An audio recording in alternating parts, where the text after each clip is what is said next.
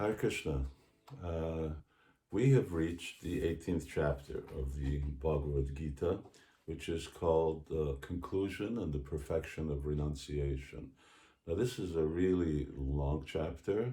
It's longer than chapter 2, and it's jam packed with a lot of fantastic information because Krishna is again summarizing the whole content of the Bhagavad Gita. We're going to read from verse 1, start at verse 1, up until verse 18. And there are two main topics here. One is how to act with detachment, and the other one is how to get free from reaction. And we all want to get free from reaction because then we can really move forward in spiritual life. So Arjun starts off with a familiar question because it's something, if you check your notes, he's already asked before. He says, Almighty Armed One, I wish to understand the purpose of renunciation and the renounced order of life, O killer of the Keshi, demon, master of the senses. So Krishna really, again, hits the nail on the head and just summarizes. And Krishna is so wonderful in just giving the essence of things. He summarizes just what real renunciation is all about. If you meet a yogi, then this is what they should tell you when it talks about renunciation. Krishna says, giving up activities based on material desire. Very simple. You give up activities based on material desire. So then the question is, well, should one give up all kinds of activities? And there are such activities such as sacrifice, charity, and penance. Should we give up these things? Krishna says, well, some people say yes, and other people say no. But then he says, but my opinion is that sacrifice, charity, and penance should never be given up. Why? Because they purify even the great souls. So no matter how advanced you may have become in the first 17 chapters of Bhagavad Gita, don't give up these activities. So the essence of activity is what Krishna keeps repeating. And he says when you act without attachment or expectation of result, that's called duty. And this is a theme that comes throughout the Bhagavad Gita, being dutiful, to act just without any expectation of result and without any attachment to the result, which means whether it's good or whether it's bad.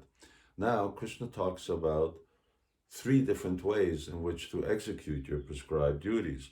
The first one is when someone is in illusion, or if you remember earlier from chapter 14, in the mode of goodness. So if someone gives up their prescribed duties, they don't know why, I don't feel like doing it. So out of illusion. So Krishna says this is activity in the mode of ignorance. But then if someone gives up their prescribed duties, that was giving up one's prescribed duties. If someone gives up their prescribed duties because they're troublesome or because they're inconvenient, they cause, in Krishna's words, bodily discomfort. So if one actually gives up one's prescribed duties, that's called renunciation in the mode of passion. And Krishna says this never leads to the success of renunciation. What does lead to the success of renunciation? Acting dutifully. So he says someone who does his prescribed duty only because it ought to be done. Now that is the person who's in the mode of goodness. This is how people in the mode of goodness will act.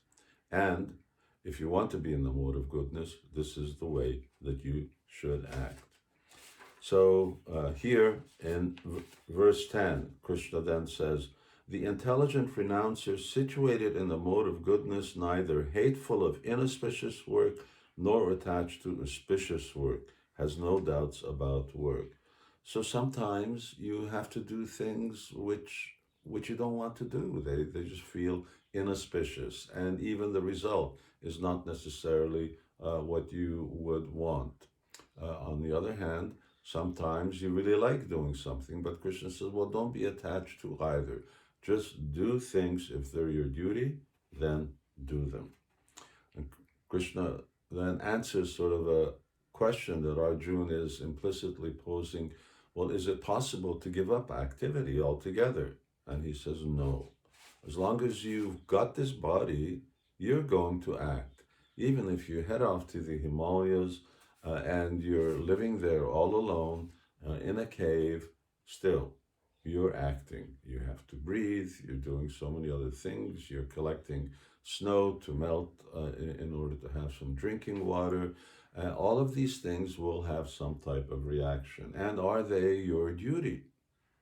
Because if they're not your duty and you've simply gone off to the Himalayas out of a passionate inclination, then Krishna says you're just wasting your time. So now we move on to very, very interesting topics, subject matters, and these are what are the actual elements involved in action. And I mean, we could spend a lot of time on these, but we don't have that much time. We're just trying to summarize. Please study these, and study Srila Prabhupada's purports on them. It's phenomenal. Krishna starts off, and he interestingly talks about Vedanta. He himself refers to scripture. In other words, whenever you say something, you should be able to back it up with scripture. He says there are 5 things that are involved in the accomplishment of any type of action. So he says, the place of action, that's this body.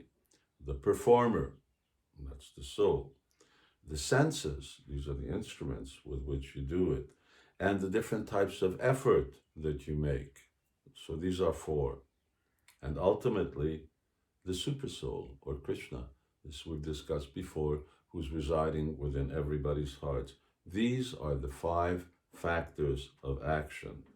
So he says that whatever activities that you perform by your speech, your mind, your senses, all of these are executed by these 5 different factors. And of course, you may do the first 4 because those are all up to us, but the ultimate decider is the Supersoul. So ultimately, whatever Krishna says, that's what goes. Therefore, Krishna then, he says, one who thinks himself the only doer and not considering the 5 factors is not very intelligent, and you can't see things that they are. In other words, you think it's just me, but you don't take into consideration. And these are, let me just go back. This is in verse 14. The place of action, your body. It means that you've got to be in good health to do a proper activity, for example. Or the performer itself, the soul. Depending on the state of your consciousness, you're going to be either successful or not successful in an activity. And your senses, you have to be able to hear things right, see things right, and you have to make the right effort. Now that's a real big story.